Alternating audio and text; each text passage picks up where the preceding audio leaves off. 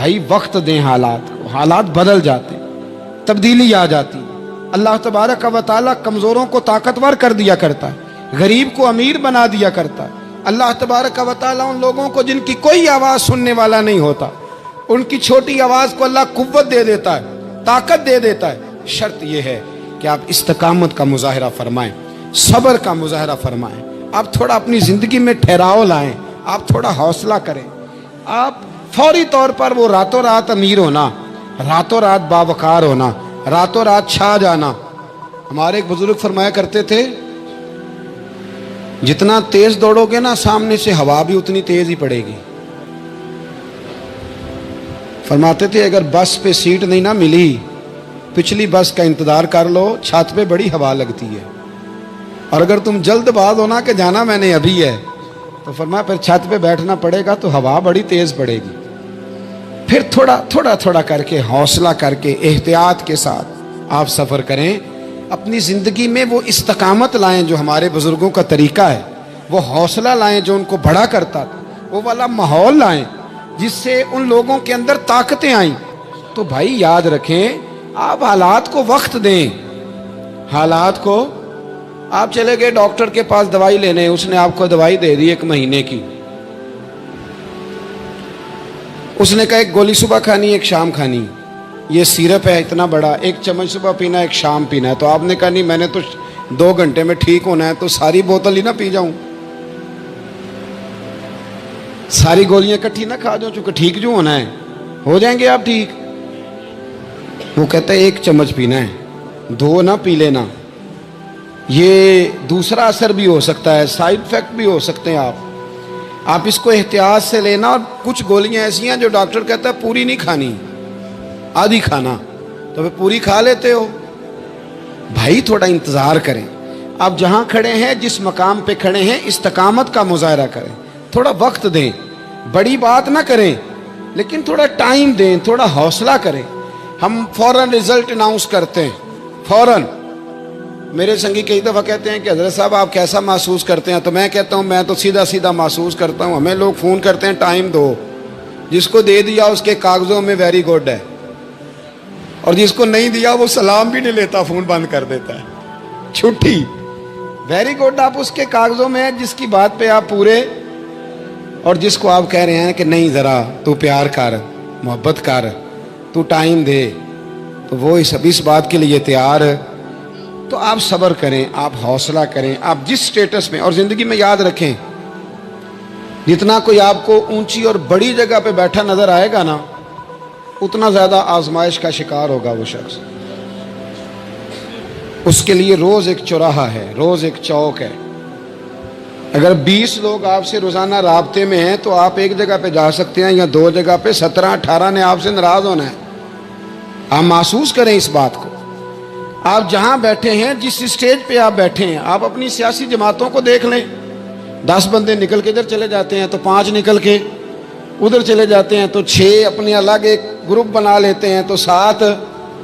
تھوڑا حوصلہ کریں، وقت دیں، حالات وقت پر تبدیل ہو جایا کرتے ہیں، سچائیاں ثابت ہو جاتی ہیں۔ جلد بازی والے ماحول سے نکلیں، حوصلہ، توانائی، یہ درست ہے کہ ہم انسان ہیں، کمزور ہیں، ہمیں پریشانی ہوتی ہے، ہمارے اعصاب پر چیزیں سوار ہوتی ہیں، ہم ٹینشن بھی لیتے ہیں، لیکن بہرحال جب آپ کو آپریشن کرانا ہے تو پھر آپ کو تھوڑی دیر کے لیے آنکھیں بند رکھنی پڑیں گی۔ جب آپ کو ٹھیک ہونا ہے تو پھر آپ کو بیماری کو وقت دینا ہی پڑے گا، پھر آپ کو انتظار کرنا ہے، اور وقت بہت بڑا منصف ہے۔ اور بھائی بہت بڑے فیصلے ہو جاتے ہیں، بڑے بڑے انصاف ہو جاتے ہیں، اگرچہ وقتی طور پر فضا کچھ اور بنتی ہے، لیکن سچ ہمیشہ سچ ہوتا ہے، حق ہمیشہ حق ہوتا ہے، حق نکھر جایا کرتا ہے۔ بہت سارے جھوٹ اور پراپوگنڈے کے بیچ میں سے سچ میں طاقت ہوتی ہے، وہ خود اپنی قوتیں بنا کے بیچ میں سے اڑ جایا کرتا ہے، اور اڑ کے وہ چھا جایا کرتا ہے، اس کے اندر قوت ہوتی ہے، ہمت ہوتی ہے۔ وقت دیں، حالات کو ٹائم دیں، آپ دیکھیں کتنی جلدی حالات بدلتے ہیں۔ بڑا نام ہے امام احمد بن حنبل کا، بڑا تذکرہ ہے، بڑا کچھ ہے۔ پتہ ہے آپ کو کہ امام احمد بن حنبل کتنا عرصہ جیل میں رہے ہیں؟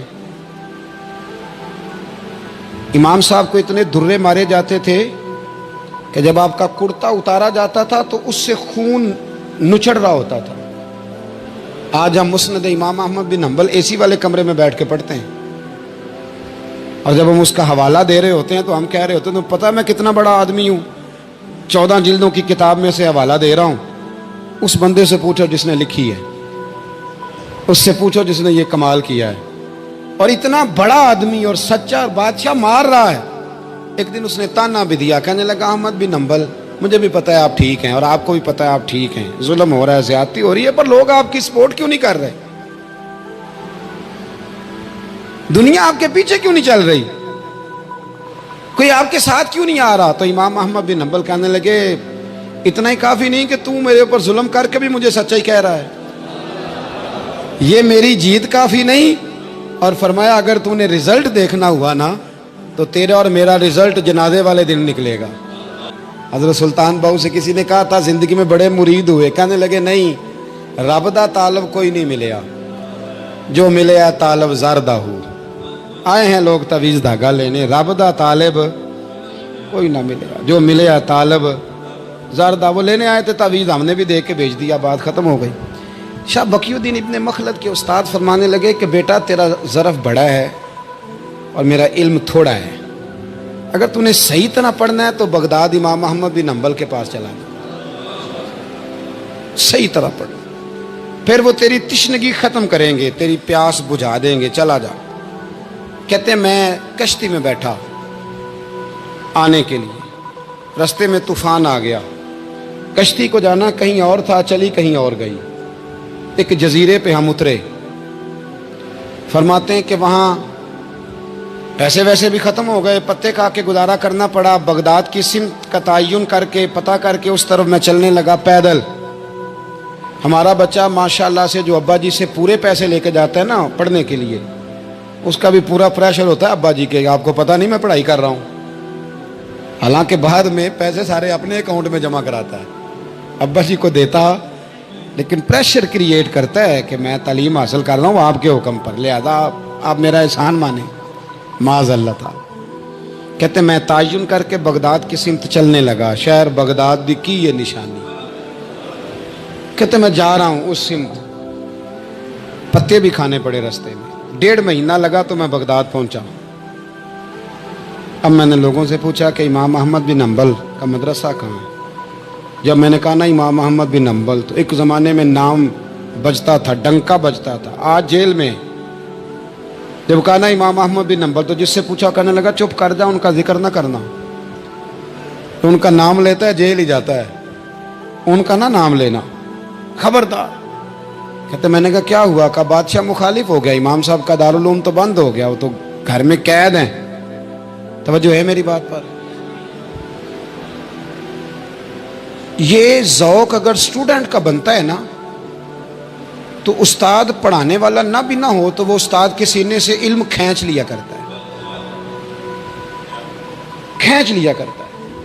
خواجہ فقیر محمد چرائی رحمۃ اللہ علیہ کے ایک مرید تھے، تو حضرت نے انہیں بڑا کچھ نوازا. تو کچھ لوگ کہنے لگے حضرت جی اسی کو سارا کچھ دے دیا ہے. فرمانے لگے بیلیاں ادیاں داواں ہی بڑیاں سن، یہ تو مینوں ریڑک کے مکھن کٹ کے لے گیا ہے. ادیاں داواں ہی بڑیاں سن. کچھ لوگ ہوتے ہیں نا پیارے، انہیں طریقہ ہوتا ہے دعا لے لیتے ہیں، اور کچھ کہتے رہتے ہیں حضرت جی دعا کرنا، اور دعا لینے والا کام کوئی نہیں کرتے، کہتے رہتے ہیں دعا کرنا.